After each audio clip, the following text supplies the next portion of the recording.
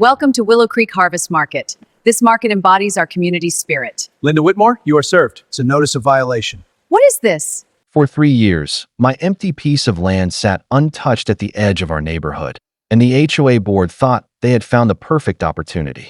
Without my permission, they transformed my property into a profitable weekend farmers market, collecting vendor fees and celebrating their community improvement project. They believed an unused lot meant nobody cared. But they made one huge mistake. They never checked who legally owned the land. When I arrived one Saturday morning with the original deed in my hand, the smiles disappeared.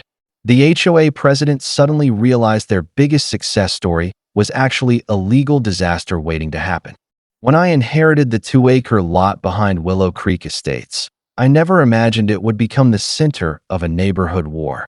My grandfather had purchased the land decades before the subdivision was even built, and the property remained separate from the HOA's control. Because I lived several states away, I rarely visited. The land stayed empty, covered with grass and a few old trees that my family always considered part of our history. For years, I paid the property taxes, maintained the boundary markers, and kept every document organized. I knew the land was valuable, but I had no immediate plans for it. I assumed leaving it untouched would cause no problems. That assumption changed when I received a casual message from an old neighbor. She congratulated me on finally allowing the community market project. I was confused. I had never approved any project, signed any agreement, or spoken with the HOA about my property. A few days later, I searched online and discovered pictures of my empty lot filled with dozens of vendor tents, food trucks, and shoppers. The HOA had named it the Willow Creek Harvest Market. Their website described it as a major community success that had revitalized and used land. And used land. Those two words immediately caught my attention. The HOA wasn't describing abandoned land. They were describing my property. I contacted the HOA president, Linda Whitmore, expecting a simple misunderstanding.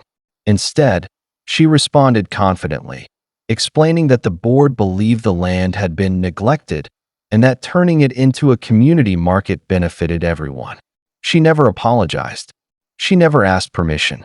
She simply explained what they had decided to do with something that belonged to me. That was when I realized this was no accident. The HOA board had convinced themselves that because I wasn't physically there, they had the right to make decisions about my property.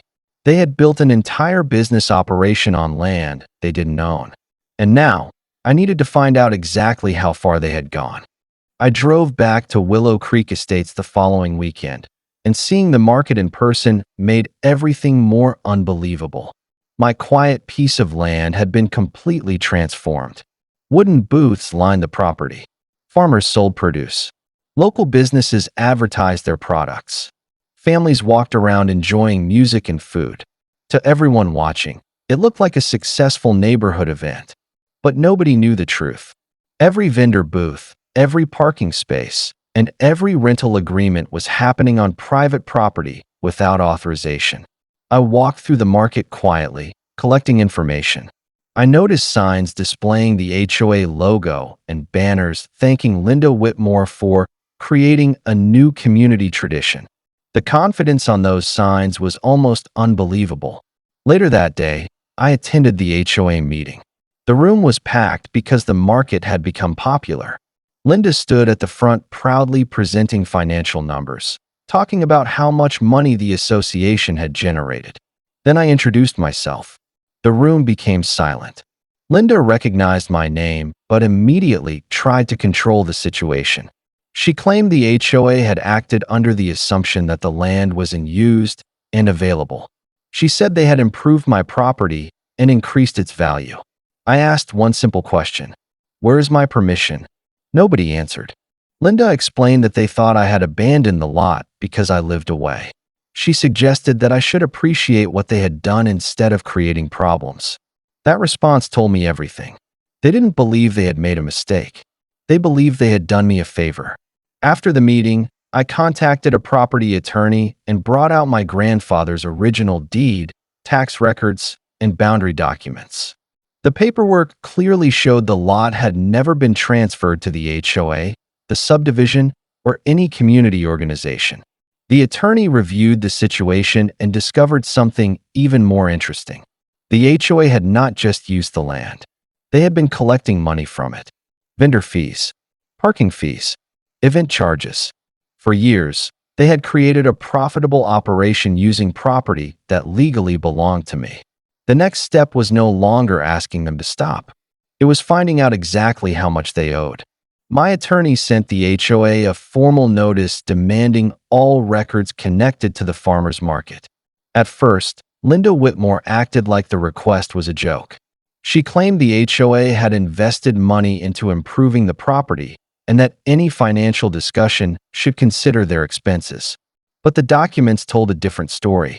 Within days, we received years of vendor contracts, payment records, and event reports. The HOA had collected thousands of dollars from businesses that rented space on my land. They had advertised the market as their own project and used the income to fund other neighborhood activities. The board members were shocked when they realized their records had exposed everything. They had expected me to argue about property use. Instead, I was demanding an accounting. The attorney calculated the revenue generated from the market, parking areas, and special events. The total was far beyond what anyone expected. The HOA had turned my empty lot into one of their largest sources of income. The situation became even more embarrassing for them when several vendors learned they had never actually been renting from the property owner. Many of them felt misled because they assumed the HOA had legal authority.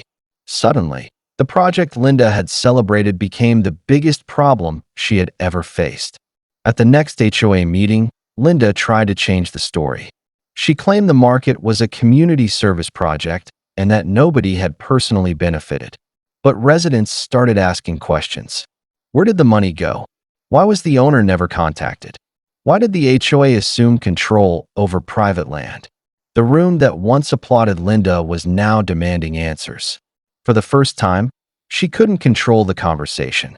I sat quietly while the board members struggled to explain their decisions. They had spent years believing they were untouchable because nobody challenged them. But property records don't care about confidence. Deeds don't care about popularity. And ownership doesn't disappear just because someone ignores it. The HOA had built their entire operation on one false assumption.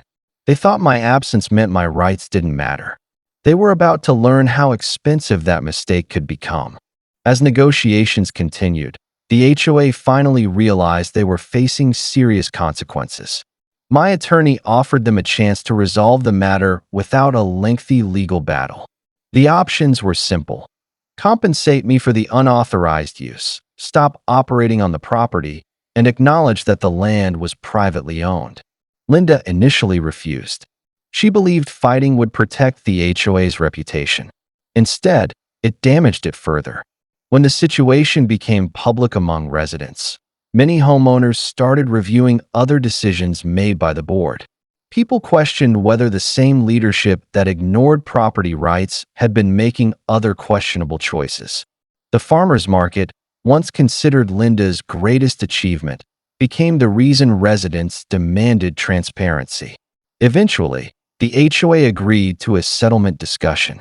During the meeting, their representatives admitted that they had never completed a proper ownership check before using the lot. They had relied entirely on assumptions. That assumption cost them. The final agreement required the HOA to pay compensation for the years of unauthorized use and cover the legal expenses involved. They also had to remove all structures, signs, and equipment from the property. Watching the market disappear was strange. Just months earlier, the same people who built it acted like they owned the land. Now they were carefully removing everything they had placed there. Several residents apologized privately. Many admitted they had never questioned how the HOA obtained permission. They simply trusted the board's confidence. But confidence is not ownership. Authority is not created by pretending. The most surprising moment came when one former supporter of Linda told me something I never forgot. She said the HOA had become so focused on controlling the neighborhood that they stopped respecting the people who lived there. That was exactly what happened. They saw an empty field. They saw an opportunity, but they never saw the person behind the deed. And that was their biggest mistake. Today, the 2-acre lot looks completely different. The tents are gone, the signs have disappeared, and the land has returned to the quiet space my grandfather always intended it to be. I eventually decided to use part of the property for a small family project, but this time every decision was made by the actual owner. The HOA also changed. After the dispute, several board members resigned, and new leadership promised to create better procedures before making decisions that affected residents. The biggest lesson from the entire situation was simple: property rights do not disappear because land sits empty. An unused building, an empty lot, or a quiet piece of property still belongs to someone. The HOA believed they were improving the neighborhood. Maybe some residents even believed that at first. But good intentions do not give anyone permission to take control of something they don't own. The farmers market became a symbol of something much bigger. It showed what can happen when an organization becomes too comfortable making decisions without accountability. For years, Linda and the board members believed nobody would challenge them. They believed distance meant weakness and silence meant agreement. They were wrong. I didn't win because I had more power. I won because I had proof. One old deed. One set of records. One reminder that facts matter more than assumptions. The experience taught me to never ignore what belongs to you, even when someone else claims they are doing something for the community. Because sometimes the biggest disputes don't begin with obvious conflicts. Sometimes they begin with someone deciding that your property is available simply because you aren't standing there. And sometimes, the person who finally shows up with the paperwork is the person everyone should have asked permission from in the first place.